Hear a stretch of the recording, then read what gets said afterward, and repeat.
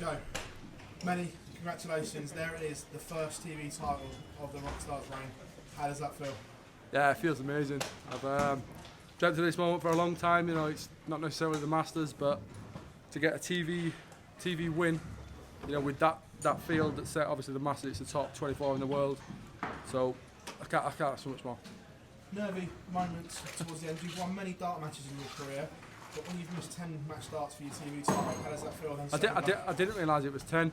Like I said, I've said in previous interviews, I try to avoid sort of tops and tens at all costs. And I was calm the whole game. I didn't really feel under pressure the whole game. But then as soon as they said, Joe, you require 20 for the match, you know, the old... I'm trying to think of a better way to put it. The old bum started nipping, put it that way. So, yeah, it was one of those. But I got over the line, you know, double 18's always been a good friend to me, so yeah. That's what it meant to you at the end as well, and your dad. What were the emotions like when that finally happened, and what was going through your mind, obviously, when you saw your dad up there as well with you? Yeah, it's great to have, you know, my dad by my side. Obviously, losing my mum last year was really tough, so it's a case of my dad's, you know, stepped up and he's travelling with me as well. It's great to have, you know, good company, especially somebody, you know, who I'm as close to as I am, my dad. But yeah, it would have been nice to win it if no one was here, but it's even more special to have my father here as well. Yeah. It's a big announcement tomorrow, something that you've wanted to play, and are you hoping for that call now to be in one of those 8 spots for the Premier League? Yeah. Well, it will happen if it happens. I think it's pretty difficult to leave me out now, but if I get left out, you know, no problem. So many congratulations.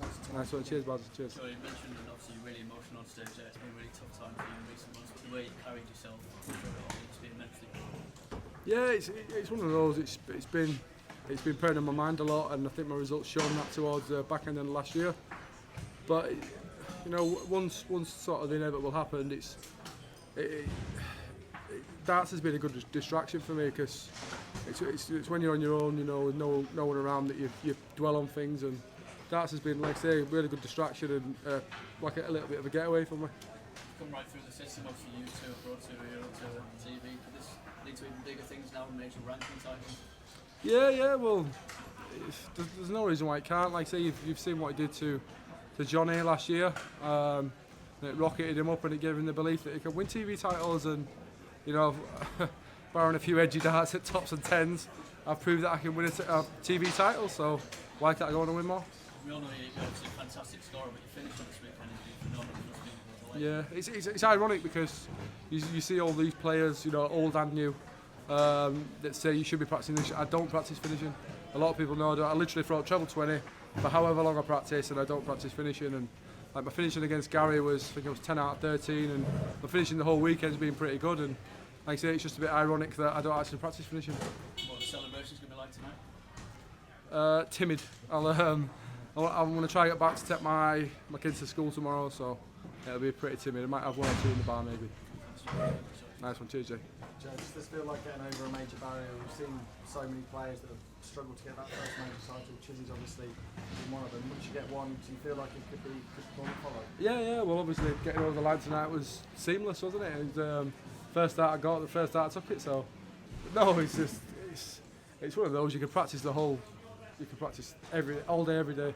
You can't practice for a moment like that when you have a chance to win, you know, a TV title, whether it be a major ranking event, whatever. It's still special to win on TV, and you can't practice for that moment. So I got over the line, so that's all that matters. Jay mentioned it there, coming obviously through the youth tours, going out to the pro tour. Even back then, did you think you'd be stood here as a major champion? Yeah, I always believed it. Genuinely did. I used to hate the youth tour, if I'm honest.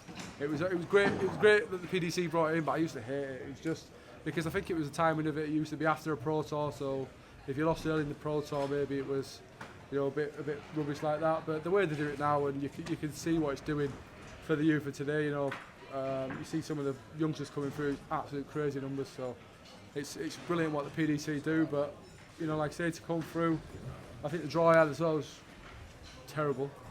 It was tough to say the least. So you know, to come through that is, you know, I'm absolutely over the moon. If we do see you on Thursday, 10,000 people in the arena in Cardiff, it's going to be some spectacle. Yeah, well, we'll see Thursday. I didn't realise it was so close. But yeah, if I'm in, I'm in. If I'm not, I'm not. I think it's difficult to leave me out at the minute, but I think a lot of people will feel aggrieved if they get left out. You know, there's a lot of people who deserve to be in, but there's 8 spots, so you know it's dog eat dog.